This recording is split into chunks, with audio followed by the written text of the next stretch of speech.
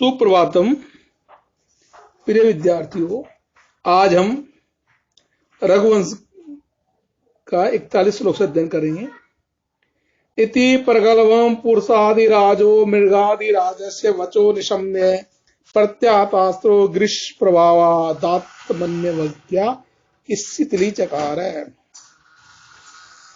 अन्वय पुरुषादिराज इति प्रगल्भं मृगादिराजस्य वचम निशम्य ग्रीष्म प्रभाव प्रत्यातास्त्र आत्मनि अवज्ञम शिथिली चकार है।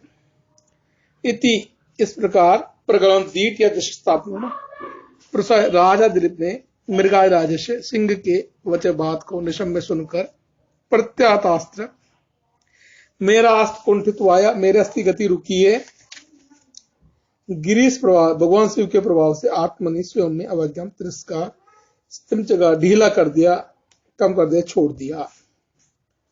हिंदी अर्थ है, राजा ने सिंह के ऐसे प्रगल्भ या दृष्ट कथन को सुनकर भगवान शिव के प्रभाव से अपने अस्त्र को प्रतिरोध जानते हुए स्वयं के प्रति तिरस्कार को कम कर दिया।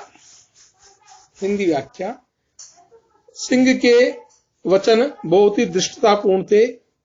इन्हें सुनकर राजा को पता लग गया कि शिव के प्रभाव के कारण ही उसका अस्त्र काम नहीं कर सका, अतः सिंह पर बाण नहीं चला सका। यह ज्ञात होने पर उसने आत्म तिरस्कार की अनुभूति में कमी कर दी, क्योंकि ईश्वर की शक्ति के सम्मुख मानवीय शक्ति का पराजित होना अपमानजनक बात नहीं है। अग्रिम 42 श्लोक है।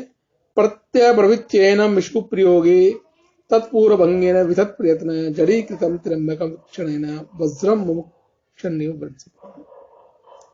अन्वय तत्पूर्व भंगे इस प्रयोगे विधत प्रयत्न वज्रम मुमुक्षन त्र्यंबकं वीक्षणेन जड़ीकृत वज्रपाणि इव एनं प्रत्यब्रवीत्य। शब्दार्थ प्रत्यब्रवीत उत्तर में बोला, च एनम इसको सिंह को इशु प्रयोग बाण का प्रयोग करने में तत्पूर्व भंगे वही पहली ही बार जिसका निरोध हुआ था, विसत प्रयत्न व्यर्थ प्रयत्न हुआ, जड़ हुए या स्तंभित हुए, त्र्यंबक वीक्षण त्रिनेत्रधारी शिव के देखने से वज्र को मुमुक्षण छोड़ने का इच्छुक प्रयाग करने की इच्छा वाला इव समान वज्रपण इंद्र के।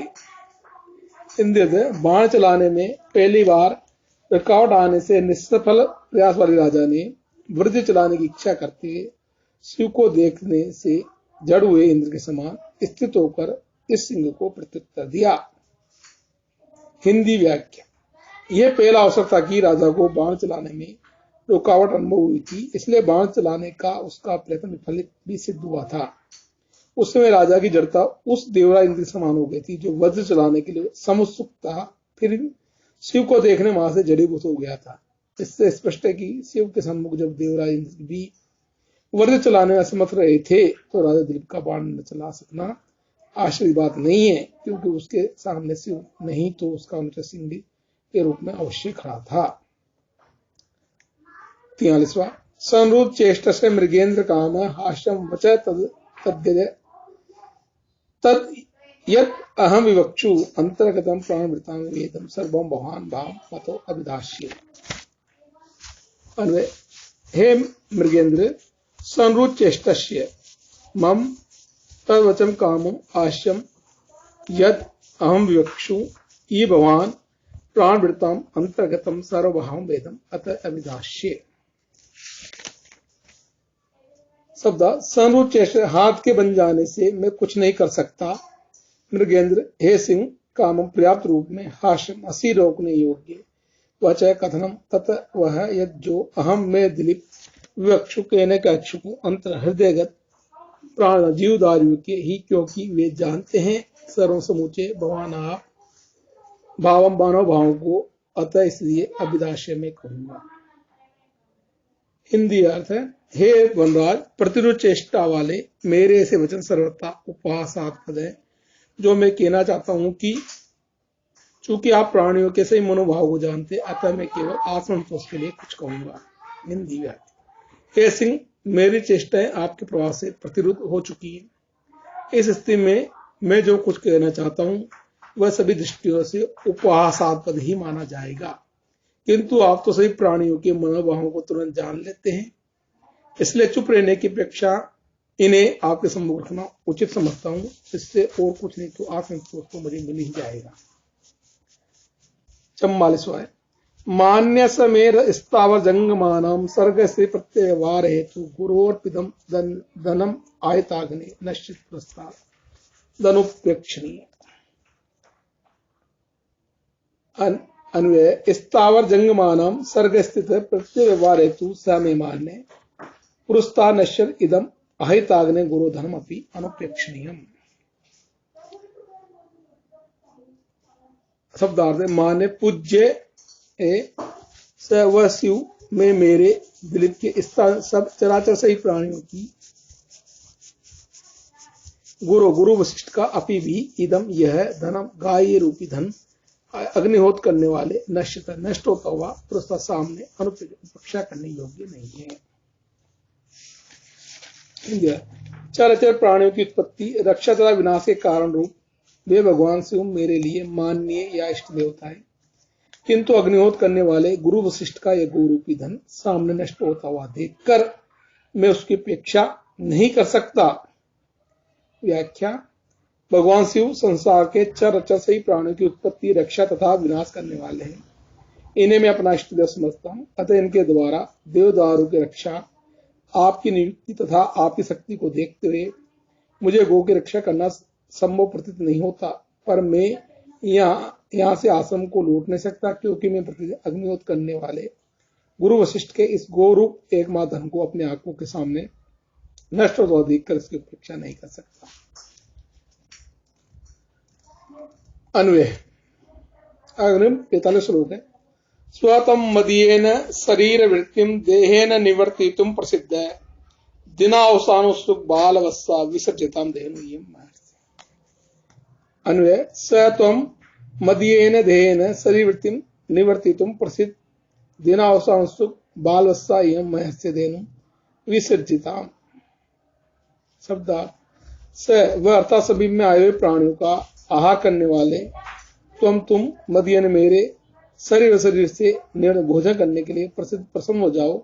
दिनावसानुसुक बाल सायंकाल में उत्कंठित छोटे बच्चे वाली छोड़ दी जाए धेनु गाय इयम यह महर्षि मुनि की। हिंदी अर्थ है, आप मेरे शरीर के मान से अपनी क्षुधा शांत करने की कृपा करें और दिन छिप जाने पर अपने छोटे से बछड़े के पास जाने को उत्कंठित महर्षि की इस धेनु को छोड़ दीजिए।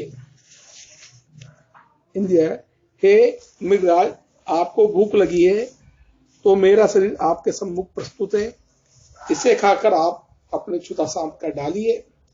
वो महर्षि की इस गो को छोड़ दीजिए, क्योंकि अब सूर्यास्त हो चुका है, जिससे कि यह गो अपने छोटे से बछड़े के पास जाने के लिए अधीर हो रही है। यहाँ राजा गो के बदले अपना शरीर समर्पित करना चाहते हैं, जिससे कि गो की रक्षा के लिए उनकी हार्दिक इच्छा ओतप्रोतः व्यक्त होती है। इससे गो रक्षा के साथ साथ उनकी गुरु भक्ति और गुरु के अग्निहोत्र को खंडित होने से बचाने का प्रयास झलक रहा है। सूर्यास्त के समय छोटे से बछड़े के पास जाने की इच्छा, गो की इच्छा का उल्लेख सिंह से अतिरिक्त सहानुभूति की आशा का द्योतक है। 46 श्लोक है। अथा अंधकारम गिरि घोराणाम दृष्टामयुक सकलानि कुर्वन् भूयस भूते पार्श्ववर्ति विहर्ष्यार्थपति भवासे। अन्वय है, अत स भूतेसर पार्श्ववर्ति गिरि घोराणाम अंधकारम दृष्टामयुक सकलानि कुर्वन् किंचित विहर्ष्य अर्थपति भूय भवासे। शब्द अर्थ, इसके बाद अंधकार अंधेरे को गिरि हिमालय की गुफा के दंष्टामय के दांतों की किरणों से सकलान टुकड़े टुकड़े करते हुए भूय फिर स वह भूत भगवान शिव के पास रहने वाला किंचित कुछ वियश्य का अर्थपति राजा से बाबा से बोला। तब वह भूतनाथ शिव का अनुचर पर्वतीय गुफा के अंधकार को अपने दाढ़ों की किरणों से नष्ट करता हुआ कुछ हंसकर राजा को पुनः कहने लगा। हिंदी व्याख्या। वह सिंह भगवान शिव का अनुचर था। जब वह हंसते हुए पुनः राजा को कुछ कहने लगा तो उसकी दाढ़ों की किरणों से पर्वत की गुफा का अंधकार नष्ट सा हो गया। यहाँ सिंह के बोलते समय उसका मुंह खुला हुआ और साथ ही जब वह हंसा तो उसकी सभी दाढ़ें दिखाई देने लगी। इन दाढ़ों की सफेदी प्रकाश के समान थी, जिससे कि वहां का अंधकार टुकड़े टुकड़े हो गया। तो उसे उन दाढ़ों की भयंकरता के कारण भी मानव अंधकार भाग गया। यहाँ सिंह की हंसी से राजा का प्रस्ताव की उपहास बद्धा प्रकट हुई है। अग्रिम 47 लोग है। एकात् पत्रम जगत प्रभुत्वम न वयम कांतम इदम वपुष्य अल्पस्य हेतु बहुहातुमिक्षण विचार मूढ़ प्रतिभासने। अन्वय है। एकात् पत्रम जगत प्रभुत्वम नवम वयम इदम कांतम वपुष्य इति बहु अल्पस्य हेतु हातुमिक्षण तम विचार मूढ़म में प्रतिभासी।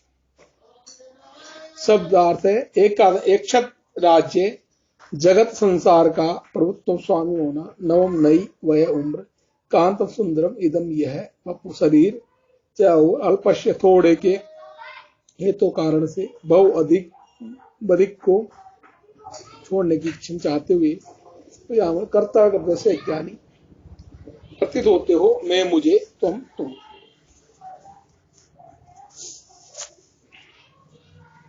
हिंदी अर्थ है। आप इस संसार के एक छत्र राजा हो, आपकी व्यवस्था है और आपका कमनीय शरीर है, मतलब थोड़े के बहुत अधिक छोटे इच्छा वाले आप मुझे कार्य के विवेक से मूल प्रतीत हो रहे हो। हिंदी व्याख्या।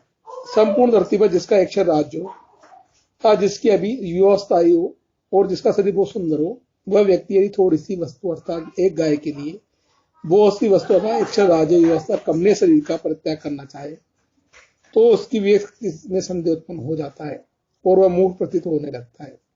सिंह की इस उक्ति में साधारण दृष्टि से तो बड़ा बल है, क्योंकि उपयुक्त तीनों बातों में से किसी एक के होते भी केवल एक गो के लिए शरीर का परित्याग अविवेकपूर्ण लगता है, जबकि राजा में तो ये तीनों बातें विद्यमान थी। परंतु वह नंदिनी को साधारण गो नहीं थी, वह कामधेनु नामक दिव्य धेनु की पुत्री थी और गुरु वशिष्ठ के अग्निहोत्र को संपन्न करने वाली थी, जिसकी रक्षा का भार राजा पर था। इसके अतिरिक्त नंदिनी ने न केवल जीवित रहने से बल्कि उनके प्रसन्न होने से राजा की संतान प्राप्ति रूप अभिलाषा पूर्ण हो सकती थी। अतः उस गो की रक्षा के लिए उपयुक्त तीनों बातों के होते भी राजा का प्रस्ताव वस्तुतः अविवेकपूर्ण नहीं था।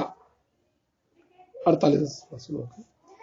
भूतानुकंपा जब तब चेदियम गौरे का भवे स्वस्ति मति तदंते जीवनम पुनः सस्वत उपप्लवेभ्य प्रजा प्रधान पितेव पासी। अन्वय।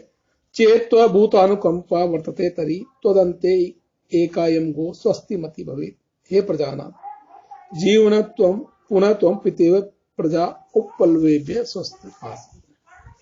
शब्दार्थ। भूतान जीवों पर दया तो तुम्हारी, चेत यदि है, इयम यह गो गाय नंदिनी एक अकेली भवित हो सकती है स्वस्ति कल्याण में अर्थात जीवित, तो मेरे मर जाने पर जीवन जीवित रहने पर पुनः तो स्वस्थ निरंतर उपप्लवे विघ्नों से प्रजा लोगों की प्रजानाथ हे राजन पिता के समान पास से रक्षा करते रहोगे।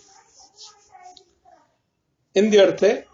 यदि तुम्हारे मन में प्राणियों के प्रति करुणा का भाव है तो तुम्हारे प्राणांत के बाद यह एक यही गो कल्याणमयी हो सकती है। इसके विपरीत यदि तुम जीवित रहे तो अपनी प्रजा को पिता के समान विपत्ति से सदा रक्षा ही करते रहोगी। व्याख्या है। राजा के प्रस्ताव पर टिप्पणी करते हुए सिंह कहता है, यदि राजा के हृदय में प्राणी मात्र प्रति दया भाव हो तो इस प्रकार अपने शरीर के दान से वह केवल एक गो की ही रक्षा कर सकता है, जबकि उसके जीवित रहने से संपूर्ण प्रजा सुरक्षित रहेगी, क्योंकि वह राजा एक पिता की तरह अपनी समूची प्रजा के कष्टों तथा विपत्तियों का सुदीर्घ काल तक निवारण कर सकता है। सिंह की युक्ति से ये तथ्य उभरता है कि संपूर्ण प्रजा की रक्षा की तुलना में एक गो की रक्षा का प्रयास स्तुत्य नहीं है।